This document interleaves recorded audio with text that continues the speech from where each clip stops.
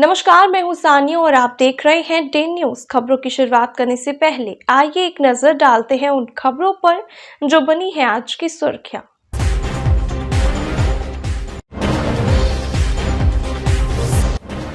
मामूली विवाद में जमकर हुई तलवारबाजी, एक घायल, आरोपी गिरफ्तार।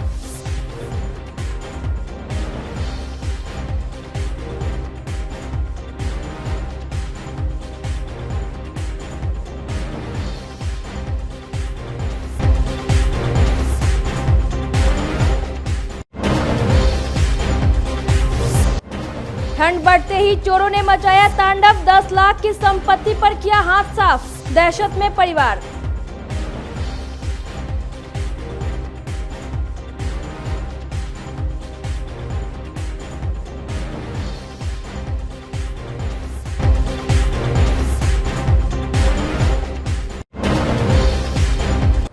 और बूथ स्तर पर शुरू हुआ जनसंवाद कार्यक्रम, लोगों को मिल रहा है योजनाओं का लाभ।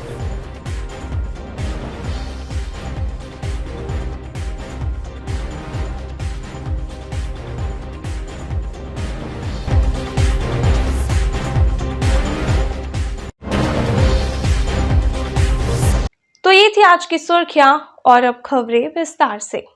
मामूली बात पर मुजफ्फरपुर के एक अस्पताल के बाहर दो युवकों के बीच जमकर तलवारबाजी हो गई। घटना ब्रह्मपुरा थाना क्षेत्र के MIT रोड स्थित Cutis bliss hospital and maternity अस्पताल के बाहर की है। पूरी वारदात अस्पताल परिसर में लगे CCTV कैमरे में कैद हो गई, जिसमें तलवारी जंग का साफ साफ नजारा देखने को मिल रहा है। इस खूनी झड़प के बीच थोड़ी देर के लिए मौके पर अफरा तफरी मची रही। पुलिस के पहुंचने पर मामला को शांत कराया गया। आरोपी को मौके से गिरफ्तार कर लिया गया है। घटना में इस्तेमाल किए गए तलवार को भी पुलिस ने बरामद कर लिया है। जानकारी के मुताबिक अस्पताल के स्टाफ सुनील कुमार और उज्जवल कांत के बीच पैसे लेन देन को लेकर विवाद चल रहा था। उसी रंजिश में आरोपी उज्जवल कांत ने सुनील पर तलवार से वार कर हत्या करने की कोशिश की, लेकिन ब्रह्मपुरा पुलिस से सूझबूझ से एक बड़ी घटना होने से बच गई। घटना में सुनील कुमार बुरी तरह से घायल हो गए हैं। सदर अस्पताल में उनका इलाज भी चल रहा है। थानेदार मोहम्मद आलम गिरफ्तार आरोपी उज्जवल कांत से पूछताछ कर रहे हैं। सर, हम ड्यूटी के लिए आए हॉस्पिटल, तो जैसे हम गाड़ी लगाए गाड़ी लगा के अंदर सर के पास जा रहे थे चाबी लाने, वैसे ही तलवार गाड़ी से निकाल के हमारे ऊपर अटैक कर दिया। नहीं, उसको पैसा बाकी था। रात इस चीज़ का मैनेज हो गया था, उसको पैसा भी मिल गया, हर चीज़ मिल गया। तब वो आके सुबह से यहाँ तलवार लेके खड़ा था। हम जैसे गाड़ी लगाए वैसे ही तलवार लेके हमके ऊपर अटैक कर दिया है। तलवार लाने का क्या मकसद था? वो हमको जान मारने का मकसद था। अच्छा, तो वो क्या है वजह विवाद का? दोनों तो वहीं के स्टाफ हैं? हाँ, वहीं के स्टाफ है। विवाद है, ये कुछ नहीं है। जो लैब का कुछ सामान था वो बोला था कि हमको दिलवा दीजिए, हम उसको सामान दिलवा दिए। पैसा वो 20,000 रुपया दिया और 2 चेक दिया, एगो 40,000 के, एगो 30,000 का चेक दिया। जब अति पूछा गया तो बोला कि अकाउंट में पैसा नहीं है, हम जब बोलेंगे तो चेक भजा लीजिएगा। उसके बाद ये 4 गो डेट दिया, 4 गो डेट पर पैसा नहीं दिया। उसके बाद तब फिर 19 तारीख को जैसा छठ था, वैया ये बोला कि 19 तारीख के मिल जाएगा पैसा। तो वो दिन में हमारे साथ ही बोला कि जो सामान दिए हैं उसका एक सामान नहीं मिला। हमको नहीं मिल रहा है तो आप सामान जो लिए तो उसी पर चेक करना चाहिए। ठीक है, सामान नहीं मिला तो आप पैसा दीजिए, अगला पैसा के लिए कह रहा है। हाँ, हाथ काट दिया। गला भी काटने वाला? हाँ, गला भी काटने वाला था। आप वही पकड़े तलवार? हाँ, तलवार हम पकड़े। सवेरे डॉक्टर पीयूष का मोबाइल आया, उनके द्वारा बताया गया कि हमारे हॉस्पिटल में 2 कर्मियों द्वारा मारपीट किया जा रहा है। त्वरित कार्रवाई करते हुए हम वहां तुरंत पहुंचने के बाद पता चला कि एक व्यक्ति को पकड़ करके रखा गया है जो तलवार लेकर के आया हुआ था दूसरे व्यक्ति को काटने के लिए। तो उनको हम गाड़ी में बैठा करके थाना में लेकर के आए हुए हैं और तलवार खोजे कि कौन सा तलवार था, तो उस टाइम तो नहीं मिला, लेकिन काफ़ी खोजबीन करने के बाद तलवार बरामद कर ली गई है और उनको हम डिटेन करके रखे हुए हैं। और आगे की कार्रवाई आवेदन मिलने के बाद की जाएगी। विवाद का कारण कुछ पता चल पाया? अभी तक तो कुछ विवाद का कारण पता नहीं लगा है, लेकिन जैसे ही उनके द्वारा आवेदन दिया जाएगा, अभी तो डॉक्टर पीयूष आए नहीं हैं, आ गए हैं, ठीक है, हम पता कर लेते हैं, उसके बाद अग्रिम कार्रवाई क्या होती है देख। पार्टी के कार्यक्रम में शामिल होने मुजफ्फरपुर पहुंचे भाजपा के राज्यसभा सदस्य राकेश सिन्हा ने कहा कि भूमाफिया, बालू माफिया और शराब माफियाओं के साथ बिहार सरकार जुड़ी हुई है। राकेश सिन्हा ने बिहार सरकार पर जमकर निशाना साधा। राकेश सिन्हा ने कहा कि पूरे बिहार में माफियाओं का बोलबाला है। 5 राज्यों में संपन्न हुए विधानसभा चुनाव पर उन्होंने कहा कि 5 में से 2 राज्य में भाजपा अपनी सरकार बनाने जा रही है। देखिए, जो एग्जिट पोल आए हैं उससे साफ दिखाता है कि भारतीय जनता पार्टी 2 बड़े राज्यों में चुनाव जीत रही है और हमें उम्मीद है कि हम छत्तीसगढ़ में भी सरकार बनाएंगे। इसलिए कि प्रधानमंत्री नरेंद्र मोदी जी ने देश में जो लाभार्थी का एक बड़ा वर्ग तैयार किया है, जो जाति, धर्म, संप्रदाय, क्षेत्र, भाषा से ऊपर उठकर मतदान करती है, और उसका लाभ भारतीय जनता पार्टी को मिल रहा है। हम देश के स्वाभाविक शासक पार्टी बन गए हैं, नेचुरल पार्टी बन गए हैं शासन करने के लिए, और प्रधानमंत्री जी की शख्सियत के समानांतर तो दूर, उनके निकट भी कोई राजनेता भारत में अब नहीं है। देखिए, बिहार की सरकार खास करके एक ही राज्य में 2 राष्ट्र पैदा करना चाहती है। जिस चीज़ को हमने जम्मू कश्मीर में बड़े संघर्ष के बाद समाप्त किया कि 2 निशान और 2 विधान, बिहार के शिक्षण संस्थाओं के लिए 2 प्रकार की छुट्टियों की घोषणा करना, एक उर्दू स्कूलों के लिए, एक गैर उर्दू स्कूलों के लिए। यानी कि बिहार सरकार मानती है यहाँ 2 प्रकार की संस्कृति, 2 प्रकार के छात्र, 2 प्रकार के समुदाय अलग अलग जीवन जीते हैं। छुट्टी एक होनी चाहिए, और मुझे लगता है ऐसा करके बिहार सरकार न सिर्फ तुष्टीकरण कर रही है, बल्कि हिंदुओं को नास्तिक बनाने का काम करे। हिंदुओं की छुट्टी काट कर, हिंदुओं की छुट्टी कम करके नई पीढ़ी को नास्तिक बना रही है और 2 समुदाय में प्रतिद्वंदिता करा के आमने सामने लड़ा रही है। ये वोट बैंक की राजनीति है जो नीतीश तेजस्वी की सरकार की हिंदू विरोधी चरित्र को दिखाती है। देखिए, बिहार की सरकार 3 बातों में लिप्त है। एक तो शराब के अवैधानिक व्यापार में, दूसरा बालू के अवैधानिक उत्खनन में, और तीसरा भूमाफिया के, यानी भूमाफिया, शराब माफिया और बालू माफिया इस सरकार को चला रही है। इस सरकार का न शिक्षा से सरोकार है, न स्वास्थ्य सरकार है। बिहार के गांव के स्कूलों में जाइए, न बेंच मिलेगा, न टेबल मिलेगा। कंप्यूटर की बात तो दूर, शिक्षकों की कमी है, कक्षाएं नहीं हैं। एक ही कक्षा में 2-2 क्लासें लग रही हैं, एक ही कमरे में 2 कक्षाएं लग रही हैं। तो ये दिखाता कि बिहार की सरकार का कोई सरोकार बिहार की प्रगति के लिए नहीं है। शिक्षा के लिए लोग बाहर जा रहे हैं, रोजगार के लिए बाहर जा रहे हैं, अब तो सुरक्षित जीवन जीने के लिए भी लोग बाहर जाना शुरू कर देंगे। जिस प्रकार के अपराध हो रहे हैं, बिहार सरकार में नैतिक संवैधानिक ताकत न रह गई इस राज्य में शासन करने की। शनिवार को मुजफ्फरपुर में आयोजित भाजपा की पंचायत समिति सदस्य जिला कार्यशाला में पार्टी के प्रदेश संगठन महामंत्री भीखू भाई दलसानिया, नेता प्रतिपक्ष एमएलसी हरी सहनी, पूर्व मंत्री रामसूरत राय, जिला अध्यक्ष रंजन कुमार सहित सांसद और पार्टी के सभी विधायक शामिल रहे। कार्यशाला का उद्घाटन राज्यसभा सांसद राकेश सिन्हा ने किया। सांसद राकेश सिन्हा ने कहा कि केंद्र सरकार की सभा योजनाएं लाभार्थियों को सीधे प्राप्त हो रहा है। सरकार की योजनाओं को गांव के घर घर तक पहुंचाने की जिम्मेदारी पंचायत प्रतिनिधियों की होती है। उन्होंने कहा कि बीजेपी एक ऐसा पार्टी है जो जनप्रतिनिधियों को सम्मानित करते हुए उनके नेतृत्व में 4 चांद लगाती है। सभी प्रखंडों से आए पंचायत समिति सदस्यों से उन्होंने कहा कि पंचायत जनप्रतिनिधियों को यदि आजीवन नेता बने रहना है तो जनता के बीच रहना होगा, उन्हें उनके दुख सुख का भागी बने रहना होगा। राकेश सिन्हा ने कहा कि बिहार सरकार की कुव्यवस्था को भी जनता के बीच रखना चाहिए। देखिए, जो जिला में पंचायत समिति के सदस्य चुने गए हैं विभिन्न दायित्वों पर, उन सबको पहली बार एक कार्यशाला के द्वारा उनकी अहमियत को और उनके दायित्व को और केंद्र सरकार की जो योजनाएं हैं जिसको वो ये जनता तक पहुंचा सकते हैं और जिस विचारधारा के तहत काम कर रहे हैं, इन 4 बातों को उनको बताया जा रहा है। ये दूसरा संवाद की यह जो प्रक्रिया है वह जनतंत्र को समृद्ध करने वाला है। चूँकि सबसे पहले पादाम पर जो लोग लोकतंत्र में चुने गए हैं उन तक पार्टी विचारधारा, कार्यक्रम और पद्धति के आधार पर पहुंच रही है। आईएएस के पाठक को लेकर बिहार में हंगामा मचा हुआ है। शिक्षा विभाग की ओर से एमएलसी संजय सिंह पर हुई कार्रवाई को लेकर महागठबंधन में बवाल मचा हुआ। इसे लेकर जेडीयू विधायक पंकज मिश्रा ने साफ साफ कहा कि मामला सीएम नीतीश कुमार के संज्ञान में है और जल्द से जल्द वे इसका समाधान करेंगे। योगी दल नाराज हो रहा है। मैं एक चीज आपको आज बता देना चाहता हूँ कि नीतीश कुमार जी के पास सभी चीज का समाधान है और नीतीश कुमार जी समाधान करते हैं। और बच गया एमएलसी की बात, तो एमएलसी तो बड़ा पद होता है और एमएलसी बड़े पद पर है। और एमएलसी के जहाँ तक बात है तो एमएलसी तो बड़ा आदमी है, एक छोटा जो गरीब से गरीब व्यक्ति होता है उसके बात को भी सुनने का काम नीतीश कुमार जी करते हैं।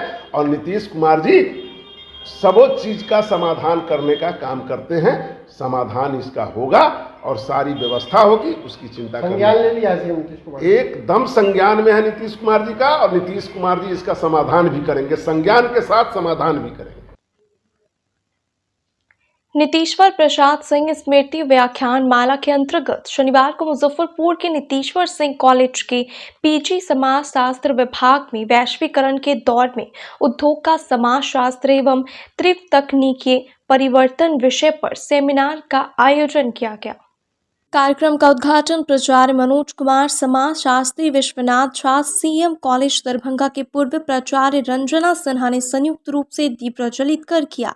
मुख्य वक्ता विश्वनाथ झा ने अपने व्याख्यान में कहा कि वैश्वीकरण का उपयोग अक्सर आर्थिक वैश्वीकरण के संदर्भ में किया जाता है, अर्थात व्यापार, विदेशी प्रत्यक्ष निवेश, पूंजी प्रवास और प्रौद्योगिकी के प्रसार के माध्यम से राष्ट्रीय अर्थव्यवस्था का अंतर्राष्ट्रीय अर्थव्यवस्थाओं में एकीकरण करना है। वैश्वीकरण के फलस्वरूप विश्वव्यापी व्यापार, विदेशी निवेश, ग्लोबल उत्पादन नेटवर्क, संचार के बढ़ते साधन और आर्थिक एवं सांस्कृतिक विनिमय के साथ तीव्र तकनीकी परिवर्तन के क्षेत्र में मजबूती हुई है। इस अवसर पर निखिल रंजन प्रकाश, निभा शर्मा, कामरान गनी, सरिता कुमारी, बेबी कुमारी, इंद्रानी राय सहित कई अन्य शिक्षक एवं विद्वज्जनों के साथ सैकड़ों छात्र छात्राएं उपस्थित रहे। PG department of sociology Nitishwar college ने एक सेमिनार का आयोजन कराया। इस सेमिनार का टॉपिक था sociology of industry in the era of globalisation and fast changing technology. ये काफ़ी रेलिवेंट टॉपिक है क्योंकि टेक्नोलॉजी जितनी फास्ट चेंज कर रही है और ग्लोबलाइजेशन जिस तरह से बढ़ रहा है, विद्यार्थियों में हमेशा एक चिंता हमेशा रहती है कि हम उनका भविष्य किधर जा रहा है। खासकर एक इम्पॉर्टेंट डेवलपमेंट जो रीसेंट डेवलपमेंट टेक्नोलॉजी में आया है वो आर्टिफिशियल इंटेलिजेंस का आया है। और आर्टिफिशियल इंटेलिजेंस एक नया डिबेट पूरे वर्ल्ड में स्टार्ट कर चुका है कि what about the prospects of future या फ्यूचर प्रॉस्पेक्ट्स ऑफ जॉब जो यूथ निकल रहे हैं। पर ये इम्पॉर्टेंट चीज़ और ये सोशोलॉजिकल विषय है, ये टेक्नोलॉजी का जो विषय है ये सामाजिक विषय है, सोशोलॉजिकल विषय है कि इंडस्ट्री कैसे बदल रही टेक्नोलॉजी से। उसमें सबसे इम्पॉर्टेंट चीज़ है, हमारे स्पीकर्स ने कहा कि टेक्नोलॉजी इनएविटेबल है, वो आएगी और स्टूडेंट्स को या आए हुए जनरेशन को they will have to embrace it, उसको एक्सेप्ट कीजिए और अपने आप को उस हिसाब से ढालिए, अडॉप्ट कीजिए, अपने स्किल को अपग्रेड कीजिए। ग्लोबलाइजेशन के बहुत सारे पहलुओं पर चर्चा हुई, इकोनॉमिक ग्लोबलाइजेशन पर, कल्चरल ग्लोबलाइजेशन पर, पॉलिटिकल ग्लोबलाइजेशन पर। ग्लोबलाइजेशन अगर हम देखें तो पॉजिटिव इफ़ेक्ट्स भी है, नेगेटिव इफ़ेक्ट्स भी है, लेकिन ओवरऑल देखें तो अगर जब से हमने ग्लोबलाइजेशन को एम्ब्रेस किया, एक्सेप्ट किया है, हमने उसका पॉजिटिव इफ़ेक्ट्स को ज़्यादा देखा है, नेगेटिव इफ़ेक्ट्स को कम देखा है। हाँ, इन्वायरमेंटल पॉल्यूशन के रूप में एक हो सकता है नेगेटिव इफ़ेक्ट हो, उसको हम लोग पूरे वैश्विक लेवल पर ही कोशिश कर रहे हैं क्लाइमेट चेंज को टैकल करने के लिए, वो कर रहे हैं। पॉजिटिव इफ़ेक्ट्स को हमेशा नज़रअंदाज नहीं करना चाहिए, वो हमेशा, और टेक्नोलॉजी जब भी आता है वो किसी न किसी पॉजिटिव इफ़ेक्ट को ही लेकर के आता है। एक एंजाइटी और एक फियर जो यूथ में है कि जो नई टेक्नोलॉजी आ रही है क्या वो उनके नौकरियों को ख़त्म करेगी? नहीं, कभी ख़त्म नहीं करेगी। एक बहुत बड़े इकोनॉमिस्ट हैं, सोशोलॉजिस्ट ने कहा था कि वर्ल्ड हमेशा क्रिएटिव डिस्ट्रक्शन पर मूव करता है, जिनका नाम था जोसेफ सम्पीटर। तो ये फेज क्रिएटिव डिस्ट्रक्शन का है, जिसमें पुराना सिस्टम ख़त्म होगा, नए सिस्टम में क्रिएटिविटी आ रही है। Students have to constantly upgrade themselves, they have to constantly up skill themselves, अपनी स्किल को बढ़ाते रहना है। अब समय है लाइफ लॉन्ग लर्निंग का। मुजफ्फरपुर में ठंड बढ़ने के साथ ही एक बार फिर चोरों का आतंक बढ़ गया है। बेखौफ चोरों ने सकरा थाना क्षेत्र के पिलखी गांव के कृष्ण मोहन चौधरी के घर को निशाना बनाते हुए 10 लाख के गहने और 5 लाख कैश पर हाथ साफ कर दिया। कृष्ण मोहन चौधरी महज 1 घंटे के लिए घर से अपने भाई के यहाँ भोज खाने के लिए निकले थे। इसी बीच चोरों ने घटना को अंजाम दे दिया। भोज खाकर वापस घर लौटे तो घर का हाल देखकर होश उड़ गया। घटना के बाद से पूरा परिवार सदमे में है। खासकर महिला सदस्यों का रो रो कर बुरा हाल है। घटना के बाद उनके घर पर भारी भीड़ जुट गई। सूचना पर पहुंची पुलिस ने मामले की जांच कर आगे की कार्रवाई में जुट गई है। मेरा सब कुछ ले गया। क्या लग रहा है कितने के संपत्ति लूट के लेके गया है? मेरा संपत्ति लूट। कैश कितना था? 5 लाख था। 5 लाख रुपया घर में कैश किस व्यू से रखे हुए थे? उनका था। मेरा पर्सनल 3 लाख रुपया था और जेवर से था। अच्छा क्या खरीदने के लिए रखे हुए थे। जैसे बहु भोज था रात में भतीजा का। अच्छा, वो गए थे भोज खाने, उसके क्रम में। तो लगभग कितने बजे की घटना होगा? 8:30 बजे घर से गए थे, वही 11:45 बजे आए थे, उसी बीच हुआ। कितने की संपत्ति की लूट की गई है? मान के चलिए 10 लाख। क्या क्या था? कैश कितना था? 5 लाख। और जेवर जेवरात कितना था? 10 भर था।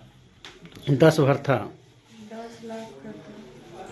अच्छा, ये किस जगह पे हुआ है? ये पिलखी चौक। तो इस मामले में क्या आपने थाना में प्राथमिकी दर्ज कराई है? जी कराई। तो प्रशासन द्वारा क्या आश्वासन मिला है? बोले कि आ रहे हैं। घटनास्थल पर अब तक प्रशासन मौजूद हुए? ना, अभी ये रात आए थे। अच्छा, अभी फिर आवेदन देने गए तो फिर क्या बोले उन्होंने? आ रहे हैं। अच्छा, तो कहने वाला क्या लग रहा है, जो किसी पर शक का दायरा लग रहा है क्या? अभी तो नहीं हो रहा है, लेकिन है शक है। मालूम चला जो चोर का कुछ यहाँ निशानी छोड़ के गया था, जो चप्पल था, फिर वो चप्पल भी गायब हुआ। क्या लग रहा है? चप्पल भी गायब हुआ।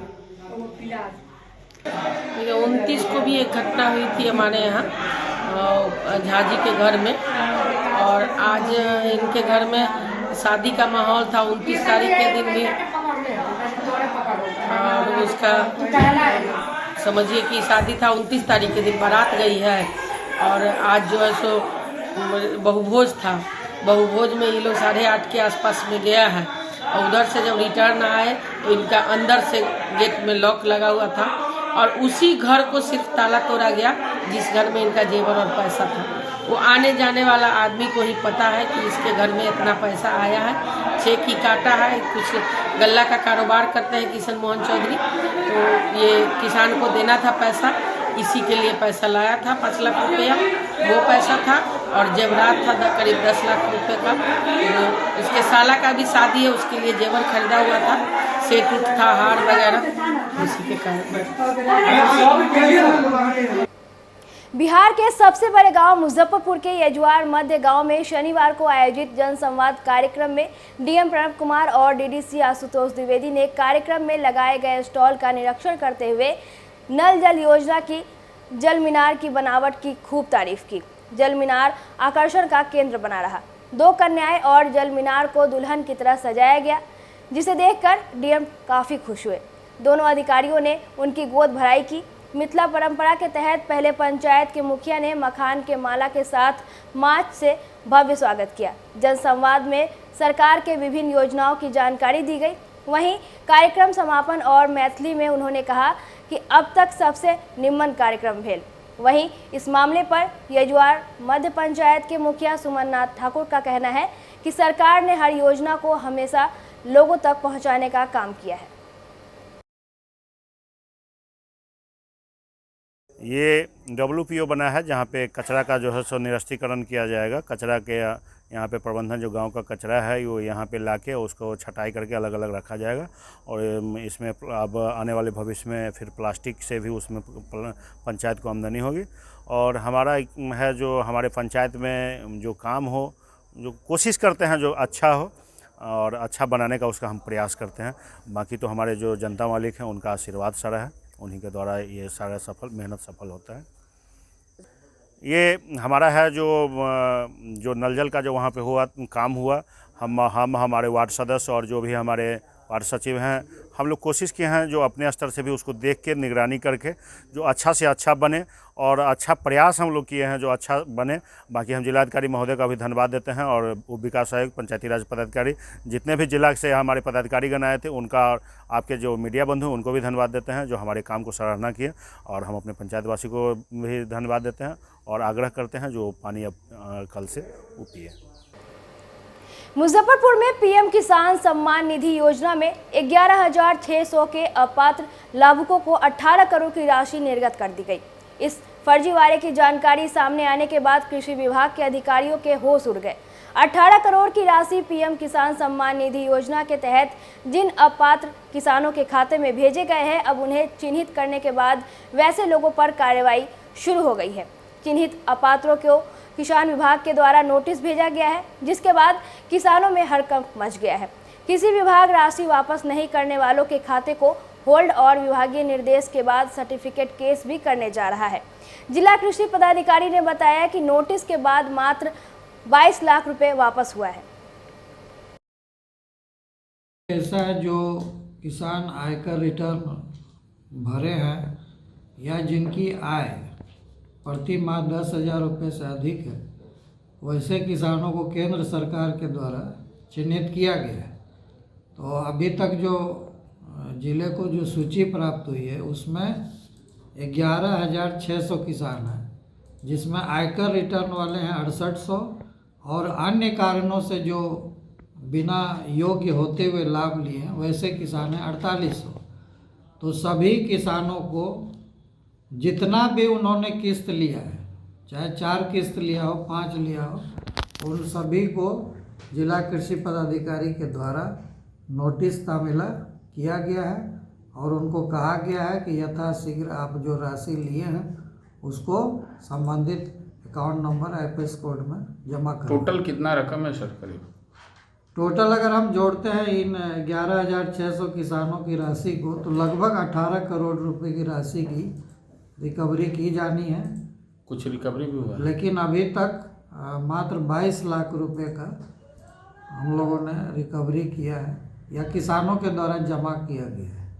अभी और भी राशि जमा कराना बाकी है। किसान सलाहकार हैं, उनको भी निर्देश दिया गया है कि आप लोग भी वैसे किसानों पर समझाएं बुझाएं और अगर एक बार में राशि जमा नहीं कर सकते हैं तो आप छोटी छोटी रकम 2,000, 10,000, 5,000 करके भी इस राशि को आप लौटाएं। अखंड भारत की कल्पना को लेकर 11 शक्तिपीठ का दर्शन करने के लिए YSS के जिला अध्यक्ष राजा बाबू ने 3000 किलोमीटर की पदयात्रा पर निकलने का निर्णय लिया है। उनके इस फैसले का स्वागत करते हुए कई सामाजिक लोगों ने शनिवार को कालीबाड़ी रोड स्थित वैष्णो देवी मंदिर में उनका सम्मान किया। पूर्व मंत्री Suresh Sharma, deputy mayor doctor Monalisa और मंदिर के महासचिव योगेश कुमार टिंकू ने उन्हें माला पहनाकर और माता की चुनरी ओढ़ाकर उनके मंगलमय सफर की कामना की। राजा बाबू ने कहा कि अखंड भारत विश्व मानव कल्याण और आपसी भाईचारे को बनाए रखने के लिए 11 शक्तिपीठ का दर्शन करने का निर्णय लिया है, जिसकी शुरुआत मुजफ्फरपुर के वैष्णो देवी मंदिर से कर रहे हैं और 3000 किलोमीटर की यात्रा करते हुए कटरा स्थित मां वैष्णो देवी के दर्शन के उपरांत इसकी समाप्ति होगी। आज हमारे मुजफ्फरपुर के लिए बड़ा ही गौरव का बात है कि पूरा अखंड भारत यात्रा को लेकर 11 शक्तिपीठ यानी कि 3000 किलोमीटर पैदल चल के हमारे मुजफ्फरपुर के युवा एक इतिहास रचने जा रहे हैं और अखंड भारत का जो कल्पना किए हैं वो कल्पना माता रानी उनका पूरा करे। इसके लिए मैं उनको बहुत बहुत धन्यवाद देता हूँ। बाबा गरीबनाथ, माँ वैष्णो माता की कृपा उनके ऊपर सदैव बना रहे। देखिए, यह लड़का क्या नाम है? राजा बाबू भारत जोड़ो आंदोलन के तहत हमारी जितनी आदि शक्ति है उसका दर्शन करते हुए यह जो है सो मुजफ्फरपुर से और कहाँ जम्मू कटरा तक ये वैष्णो देवी तक ये पहुँचेगा। और इसका यही प्रार्थना है कि भारतवर्ष एकता और अखंडता भारतवर्ष में बरकरार रहे। और यह काम कोई व्यक्ति नहीं कर सकता है, यह जब काम होगा तो माता ही कर सकती है। उन्हीं के आशीर्वाद से चाहे कोई हो, चाहे प्रधानमंत्री जी हो, चाहे कोई शक्ति पीठ का दर्शन, यही जो है इस देश का गौरव है। और सनातन धर्म उज्जवल हो, देश पूरे विश्व में विश्व गुरु बने, ये माँ का आशीर्वाद यह लड़का मांगने जा रहा है। हम समझते हैं कि यह लड़का इस आशीर्वाद से माँ जरूर देगी। और आज मुजफ्फरपुर कालीबाड़ी वैष्णो देवी मंदिर से राजा बाबू ने एक प्रण लिया है कि यहाँ से भारत जोड़ो आंदोलन की वो शुरुआत करेंगे और यहाँ से वो अखंड भारत की शुरुआत करेंगे और करीब 3000 किलोमीटर 11 शक्तिपीठ का वो दर्शन करेंगे। यहाँ से जम्मू कश्मीर कटरा वैष्णो देवी तक दर्शन करेंगे। तो ऐसे हमारा भारत अनेकता में एकता को दर्शाता है। यहाँ अनेक धर्म जाति के लोग एक साथ मिलकर सभी धर्म के लोग एक दूसरे की इज्जत करते हैं और एक दूसरे के पर्व को मनाते हैं। तो मैं उनसे भी विनती करूंगी या माता से भी विनती करूंगी कि हमारा देश संपन्न रहे, खुश रहे, खुशहाल रहे, सभी लोग एक साथ मिलजुल कर रहे। ये जा रहे हैं तो माता से ये आशीर्वाद लेके आएँ।